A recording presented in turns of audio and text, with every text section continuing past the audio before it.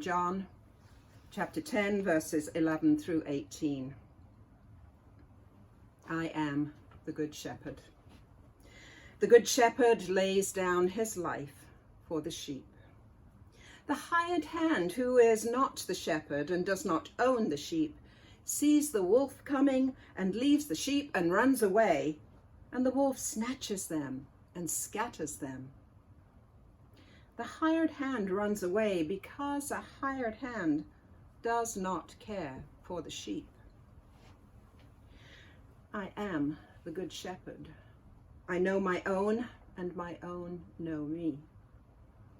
Just as the Father knows me, and I know the Father, and I lay down my life for the sheep. I have other sheep that do not belong to this fold. I must bring them also, and they will listen to my voice. So there will be one flock, one shepherd. For this reason the Father loves me, because I lay down my life in order to take it up again. No one takes it from me, but I lay it down of my own accord. I have power to lay it down, and I have power to take it up again. I have received this command from my Father. This is the word of the Lord. Thanks be to God.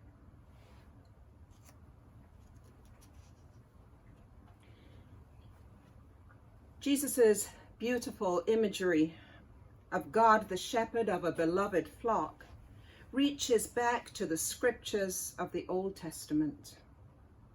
Of course, sheep were ever present in the life of the people of Israel. They were the bedrock of their economy and vital to religious rites as sacrifices to God. The 23rd Psalm, known and loved by so many, declares outright, "The Lord is my shepherd. He makes me lie down in green pastures." Now follow that metaphor for a while, would you? The shepherd owns the sheep and chooses the path the sheep will take, determines where the sheep will rest, gently controls the sheep with the use of a rod and a staff. The sheep submit to the kindly guidance of the shepherd, and in return their needs are met, and they do not need to fear. To say the Lord is my shepherd is quite simply to allow the Lord to lead and guide in all things, and to be thankful for that guidance. About 15 years ago now, I was privileged to spend a full month with a teacher friend in a fisherman's cottage in Kerry on the west coast of Ireland. I think I have never been to a more beautiful place, though perhaps Iona, the island of Iona in Scotland, is equally beautiful. Certainly, no place I have ever visited equals Kerry in terms of the friendliness of the local people. We were invited to people's homes for coffee, taken on a visit to the local primary school by a retired teacher, invited to join the singing in the nearby pubs, and made to feel like family.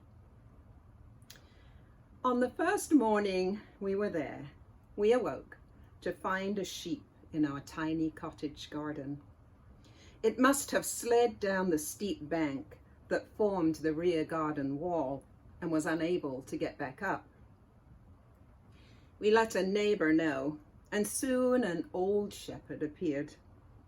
He didn't have much to say, but he picked up the sheep by its legs, slung it around his neck like a fur stole, and carried it away, presumably to join its fellows. We encountered sheep everywhere we went during our visit. My favorite memory of sheep was at a place called the Gap of Dunlow, an intensely beautiful, lush green valley in the mountains that are called McGillicuddy's Reeks. There were sheep everywhere, calmly grazing, sometimes dropping to their knees as if praying while they ate.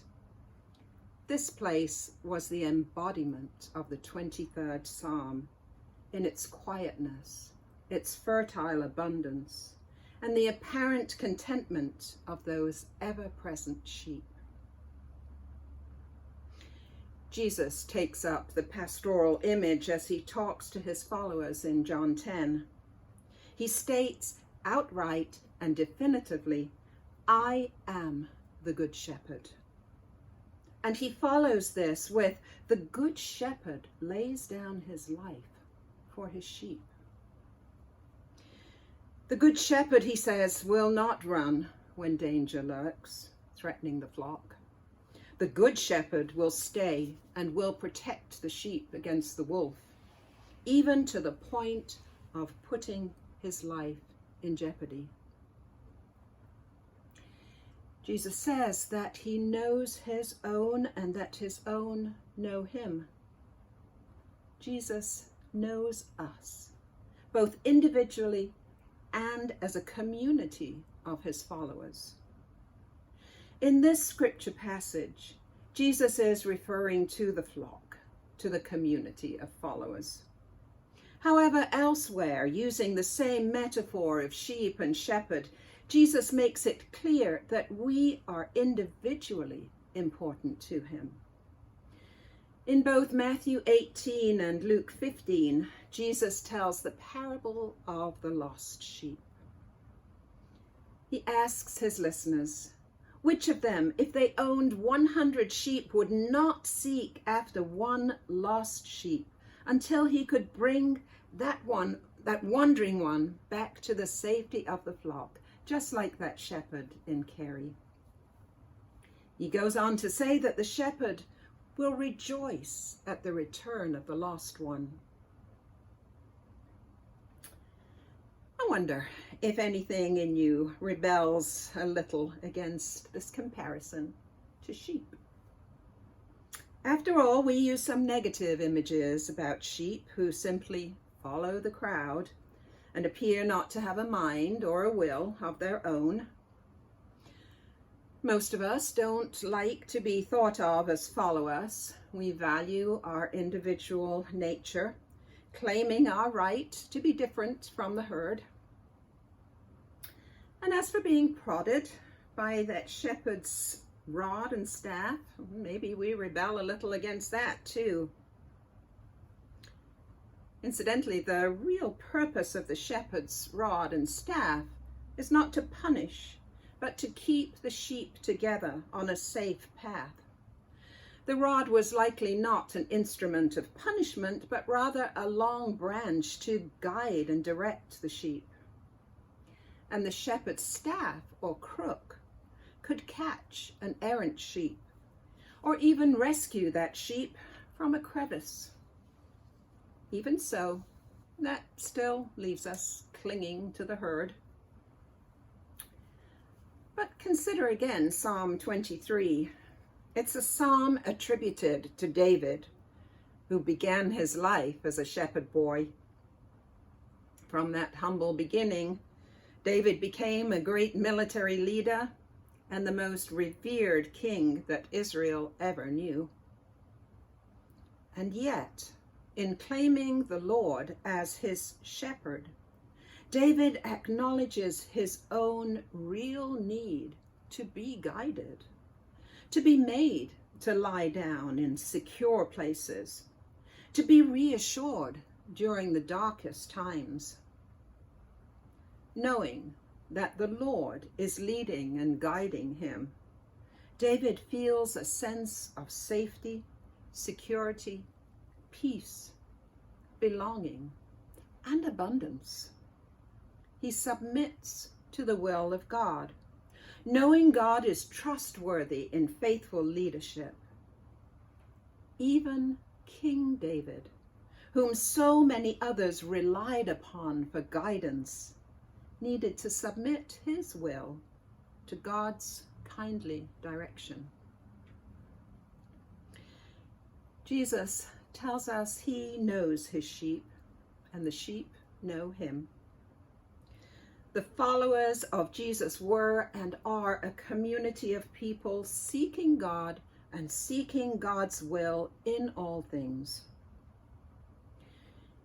In Jesus Christ, we, the community of God's people, have a sure and trustworthy shepherd to follow. Knowing that I was going to be preaching on this topic, I bought a book, The Shepherd's Life by James Rebanks. This is, let me hold it a little clear so you can see it if you're interested in it. This is a wonderful, down-to-earth book, a New York Times bestseller about the day-to-day, present-day, but also ancient ways of shepherding in northern England's Lake District. I found myself profoundly moved by this description I'm going to read to you of Rebanks' harrowing rescue of his flock during a terrible blizzard. As I was reading this, I actually found myself with tears in my eyes because I couldn't help but imagine Jesus in this role of shepherd, doing his utmost to bring his flock to safety. I'm going to read a couple of pages to you, starting to read here, somewhat on in the book, page 192. Whiteout. The road in the distance is silent now, empty. The valley is being cut off from the world. I hear my father shouting to sheep on the lower ground where he is working. Snowplows will be working soon, but it might be a week before they get here. They will focus on the motorways and towns. I am fretting about the flock of ewes furthest away on some high ground. I'm not sure I will get to them if the snow keeps deepening this fast. And getting there is just half the problem. I take them some hay, so they can endure the snow with something good in their bellies. I need to get there quick. The quad bike labors. Skidding and sliding, occasionally lurching sideways, I pass my neighbor doing similar work. A little nod says he's seen me and knows where I'm going. That little nod might keep me alive later. No one else knows where I'm going. So I wave. I drive through the village past cars being pushed into drives by folk who've just returned from trying to get to work in the local town, beaten by the snow. I wind up a little lane that leads to the higher ground, but the snow is packed down like ice and I can't get up the hill. I turn around, determined on another way to get there across a field or two. The snow is getting deep now, and I have to concentrate or I could hit things hidden beneath it. Troughs, branches, stones. Soon I'm at the field where my flock should be, but I can't see them. They must be sheltering behind a wall across the field, but the gateway is drifting, and I can't get the bike through it. I have to find them. The distance is small, but trudging through the snow with a heavy load makes it feel epic. Floss, his sheepdog, leaps through the deep snow beside me as if she is jumping waves. She knows what we're doing and gets to the wall before me. She runs up the drifting snow against the wall to see what's over the other side. She looks back, impatient for me to catch up. We find some of the ewes quickly, coated in snow, faces white, their black, friendly eyes pleased to see me, their wool insulating the snow that lands on them from the heat of their bodies. They rush to my legs and start on the hay. I count them, but it's hard because other ewes are emerging out of the blizzard from all directions. I struggle to get a decent count, but some are missing, maybe a dozen. I have a decision to make. If I stay here much longer, the quad bike will get stuck in the lane. I may get into all sorts of trouble and will not get back for the other flocks. Then they appear from out of the whiteness. I don't like the snow. It's layering up into drifts very fast. I decide to take the sheep away with me, get them lower down to some shelter. I need to hurry. I push the ewes through the snow, but they want to go back to shelter. So I pull a bag out of my pocket and try to persuade them to follow me. If we can get a few 100 yards down this hillside into a new field, there is shelter. I fall on my backside and get up again. I trudge my way through the growing drifts, and I am pleased to see that the ewes seem to understand. The best ewe follows me in the trodden path I'm making. She has bred me great sons and daughters, helping to make my flock better. She has a sense of her own importance at all times. She was shown as a young ewe, and for years afterwards would show off to people when I took people to the fields to see the flock, standing like a statue. In summer, she leads them down the lanes from the high ground and across the beck, jumping right over it with the whole flock following through the air. She is canny and streetwise. She knows they're being led away from danger now. I send Floss back around the rest, and they follow in single file. I'm sweating, but freezing cold in my toes and fingers. I'll go back for the quad bike later and fetch it down the windswept fields in another direction. We reach a gateway that is deep with snow, up to my waist, and getting worse as the wind drives more snow across the land into any slack places. Beyond this, the ewes are safer. I can't leave them here in this lane, so I crunch through, almost up to my chest. I wonder if this is a good idea, but the old ewe is already following in my footsteps. The others look at her, unsure whether to follow. But then one of her daughters comes, and they all bunch up at the beginning of the little white gully that I have created. And then I am through the drift, the ground reaching back up toward my feet. I tumble over as I hit a stone, and the old ewe walks over my legs, followed by 80 others, all of which are now on a mission. They trek away down the fields now to where the snow is less deep, and where I go and feed them with hay. Whatever happens now, the sheep can endure. They are safe now, out of the drifting winds. Floss comes and licks my face. She knows I need her today in this blizzard.